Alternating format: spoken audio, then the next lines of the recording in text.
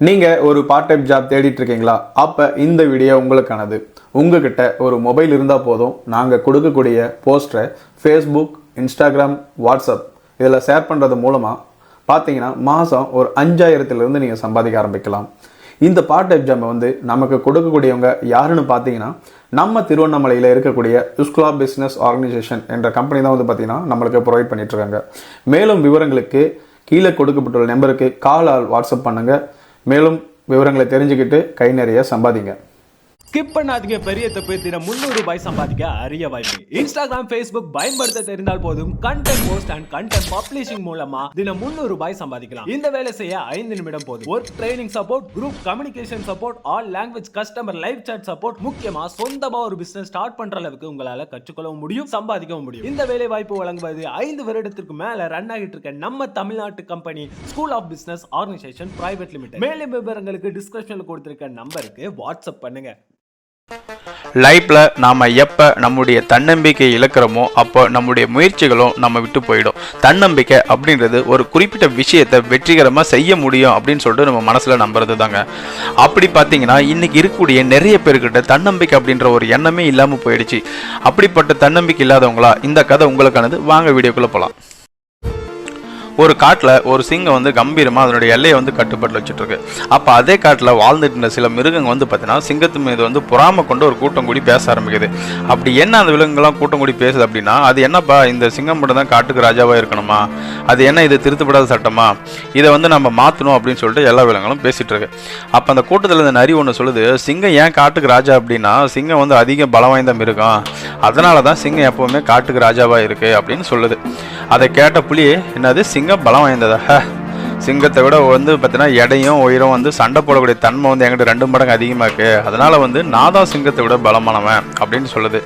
புலி சொல்கிறத கேட்டுட்டு இந்த நீர் என்ன சொல்லுதுன்னா, அப்படி பார்த்தா புலி சிங்கம் 2ஐ விட நான் தான் அதிக உடல் எடையும் அதிக உயரத்தையும் கொண்டு இருக்கேன், அதனால் அது மட்டும் இல்லாமல் என் வாயை திறந்து சிங்கத்தை கடிச்சு நான் கொண்டுடுவேன் அப்படின்னு சொல்லுது.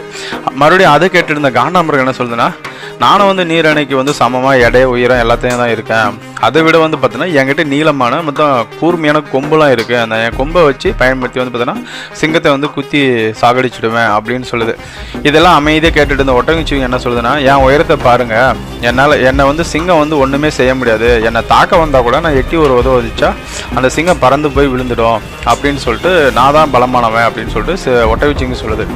இது அமைதியாக கேட்டுட்டு இருந்த முதல்ல என்ன சொல்லுதுன்னா, நானும் சிங்கத்தை விட பலமானம் தான், என்னை சிங்கம் தாக்கவே முடியாது, நான் சிங்கத்தினுடைய காலை கவ்வி பிடிச்சிட்டாவே பார்த்தீங்கன்னா சிங்கம் என்கிட்ட தப்பிக்க முடியாது, அதனால் நானும் பலமானவன் அப்படின்னு சொல்லுது.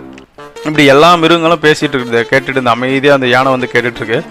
அப்புறம் யானை சொல்லுது, எங்கள் காட்டில் இருக்கிற எல்லா விலங்கோட பார்த்தீங்கன்னா உயரம் எடை வீரம் எல்லாத்துலேயும் நான் பெரியவன், அது இல்லாமல் என்கிட்ட தும்பிக்கை இருக்குது, என் தும்பிக்கையில் சிங்கத்தை பிடிச்சி தூக்கி ஓங்கி அடிச்சுன்னா அது இறந்துடும், அதனால் காட்டிலே நான் தான் மிக பலமானவன் அப்படின்னு சொல்லிட்டு இருக்கு. இதெல்லாம் கேட்டுட்டு இருந்த குரங்கு என்ன சொல்லுதுன்னா, எத்தனை பேர் நீங்கள் சிங்கத்தை விட பலமாக இருந்தாலும் ஆனால் காட்டுக்கு சிங்கம் தான் ராஜாவா? அது காரணம் என்னென்னா, அது சிங்கம் எதுக்கும் பயந்ததே இல்லை அப்படின்னு சொல்லிட்டு சொல்லுது.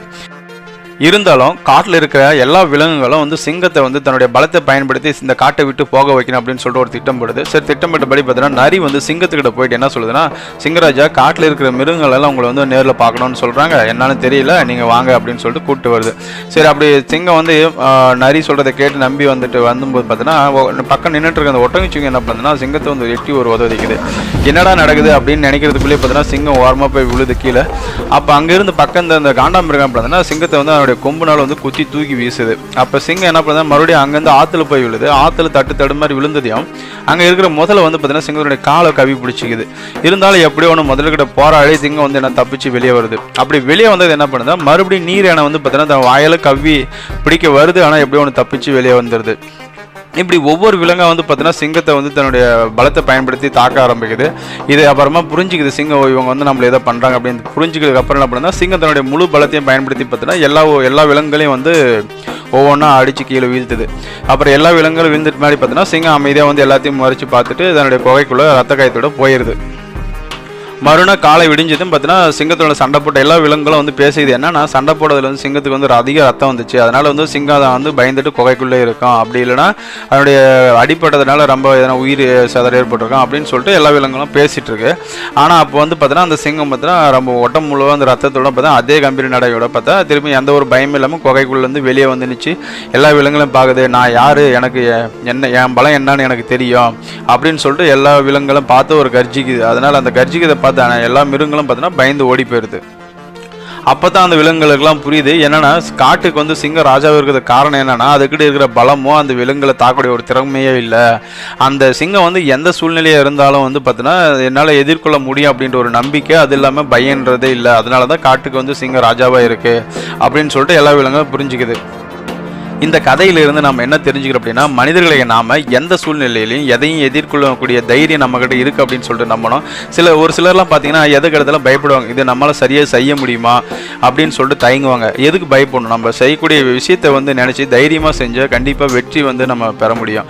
அதனால் வந்து எதற்காகவும் பயப்படாமல் உங்களால் முடியும் அப்படின்னு சொல்லிட்டு ஒரு நம்பிக்கை வச்சு எதையுமே செய்யுங்க. முயற்சி இல்லாமல் எதையும் வந்து சாதிக்க முடியாது. எந்த ஒரு செயலை செய்கிறதா இருந்தாலும் பயந்துக்கிட்டே செஞ்சால் அது வந்து வெற்றி அடையாது. அதனால் வந்து ஒரு விஷயத்தை செய்ய முடியுமா அப்படின்னு யாருன்னா கேட்டாங்கன்னா தன்னம்பிக்கையாக சொல்லணும், இது மாதிரி என்னால் முடியும் அப்படின்னு சொல்லிட்டு ஒரு தயக்கம் இல்லாமல் சொல்லுங்கள். அப்படி நினச்சி செஞ்சால் மட்டும்தான் வந்து நம்ம வாழ்க்கையில் வெற்றி பெற முடியும். விதைத்து கொண்டே இரு, முளைத்தால் மரம், இல்லையேல் உரம்.